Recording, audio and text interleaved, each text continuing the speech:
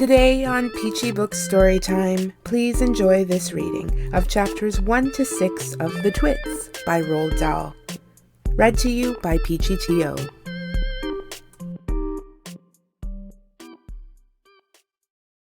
Hairy Faces.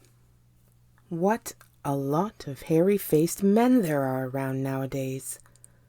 When a man grows hair all over his face, it is impossible to tell what he really looks like. Perhaps that's why he does it. He'd rather you didn't know. Then there's the problem of washing. When the very hairy ones wash their faces, it must be as big a job as when you and I wash the hair on our heads. So what I want to know is this. How often do all these hairy-faced men wash their faces? Is it only once a week, like us on Sunday nights? And do they shampoo it? Do they use a hairdryer? Do they rub hair tonic in to stop their faces from going bald? Do they go to a barber to have their hairy faces cut and trimmed, or do they do it themselves in front of the bathroom mirror with nail scissors? I don't know.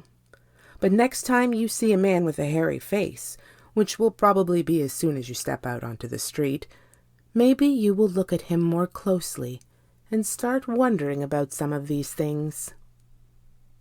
Mr. Twit. Mr. Twit was one of these very hairy-faced men. The whole of his face, except for his forehead, his eyes, and his nose, was covered with thick hair. The stuff even sprouted in revolting tufts out of his nostrils and ear holes. Mr. Twit felt that his hairiness made him look terrifically wise and grand. But in truth, he was neither of these things. Mr. Twit was a twit. He was born a twit, and now at the age of 60 he was a bigger twit than ever. The hair on Mr. Twit's face didn't grow smooth and matted as it does on most hairy-faced men. It grew in spikes that stuck out straight like bristles of a nail brush. And how often did Mr. Twit wash this bristly, nail-brushy face of his? The answer is never. Not even on Sundays. He hadn't washed it for years. Dirty beards. As you know, an ordinary unhairy face like yours or mine simply gets a bit smudgy if it is not washed often enough, and there's nothing so awful about that. But a hairy face is a very different matter. Things cling to hairs, especially food. Things like gravy go right in among the hairs and stay there. You and I can wipe our smooth faces with a washcloth, and we quickly look more or less all right again. But the hairy man cannot do that. We can also, if we are careful, eat our meals without spreading food all over our faces. But not so the hairy man. Watch carefully next time you see a hairy man eating his lunch, and you will notice that even if he opens his mouth very wide, it is impossible for him to get a spoonful of beef stew or ice cream and chocolate sauce into it without leaving some of it on the hairs. Mr. Twit didn't even bother to open his mouth wide when he ate. As a result, and because he never washed, there were always hundreds of bits of old breakfasts and lunches and suppers sticking to the hairs around his face. They weren't big bits, mind you, because he used to wipe those off with the back of his hand or his sleeve while he was eating.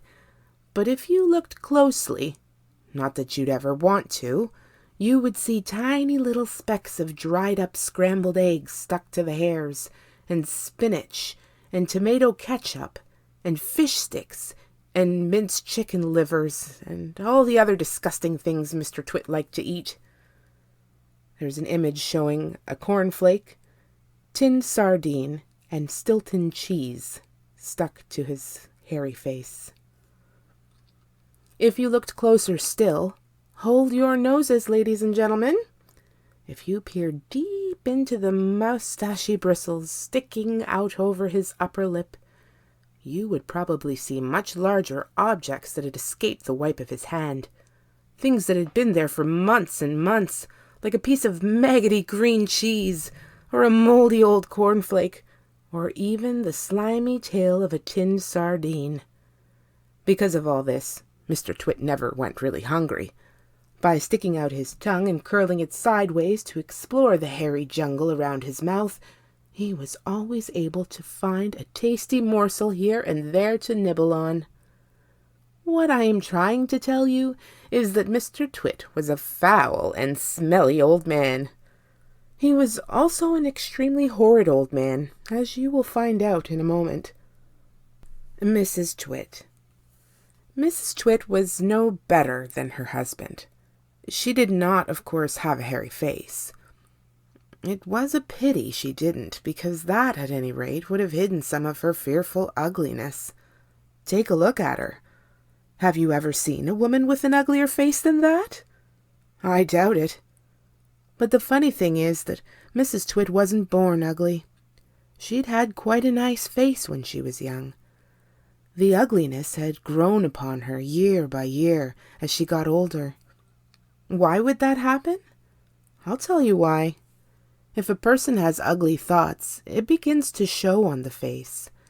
And when that person has ugly thoughts every day, every week, every year, the face gets uglier and uglier until it gets so ugly you can hardly bear to look at it.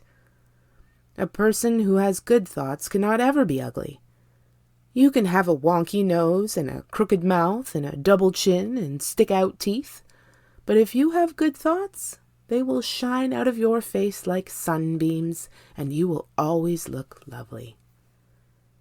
Nothing good shone out of Mrs. Twit's face. In her right hand she carried a walking stick. She used to tell people that this was because she had warts growing on the sole of her left foot, and walking was painful. But the real reason she carried a stick was so that she could hit things with it. Things like dogs and cats and small children. And then there was the glass eye. Mrs. Twit had a glass eye that was always looking the other way. The glass eye. You can play a lot of tricks with a glass eye, because you can take it out and pop it back in again any time you like. You can bet your life Mrs. Twit knew all the tricks. One morning she took out her glass eye and dropped it into Mr. Twit's mug of beer when he wasn't looking. Mr. Twit sat there drinking the beer slowly. The froth made a white ring on the hairs around his mouth. He wiped the white froth onto his sleeve and wiped his sleeve on his trousers. "You're plotting something," Mrs. Twit said, keeping her back turned so he wouldn't see that she had taken out her glass eye. "Whenever you go all quiet like that, I know very well you're plotting something." Mrs. Twit was right. Mr. Twit was plotting away like mad. He was trying to think up a really nasty trick he could play on his wife that day. "You better be careful," Mrs. Twit said, "because when I see you starting to plot, I watch you like a wombat." "Oh, do shut up, you old hag," Mr. Twit said. He went on drinking his beer, and his evil mind kept working away on the latest horrid trick he was going to play on the old woman. Suddenly, as Mr. Twit tipped the last drop of beer down his throat, he caught sight of Mrs. Twit's awful glass eyes staring up at him from the bottom of the mug. It made him jump. "I told you I was watching you," cackled Mrs. Twit. "I've got eyes everywhere, so you'd better be careful." The frog. To pay her back for the glass eye in his beer, Mr. Twit decided he would put a frog in Mrs. Twit's bed. He caught a big one down by the pond and carried it back secretly in a box. That night, when Mrs. Twit was in the bathroom getting ready for bed, Mr. Twit slipped the frog between her sheets. Then he got into his own bed and waited for the fun to begin. Mrs. Twit came back and climbed into her bed and put out the light. She lay there in the dark, scratching her tummy. Her tummy was itching. Dirty old hags like her always have itchy tummies.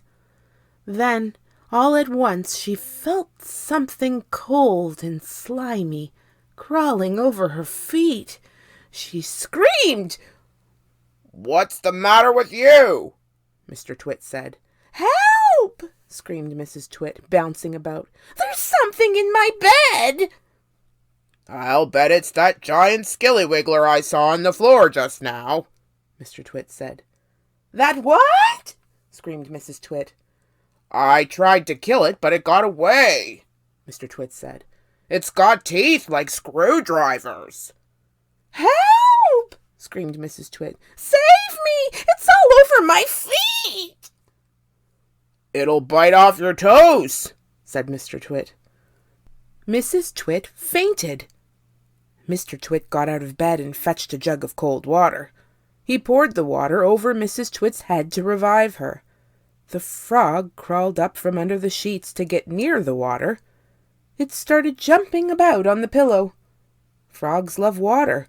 This one was having a good time. When Mrs. Twit came to, the frog had just jumped onto her face. This is not a nice thing to happen to anyone in bed at night. She screamed again. "By golly, it is a giant skillywiggler," Mr. Twit said. "It'll bite off your nose." Mrs. Twit leapt out of bed and flew downstairs and spent the night on the sofa. The frog went to sleep on her pillow. If you've enjoyed this reading, please let me know by clicking the like button, subscribing, and hitting the notification bell so that you know when another story is available. Please visit peachybooks.ca to read my reviews and have some lively discussions about great books. Thanks for listening.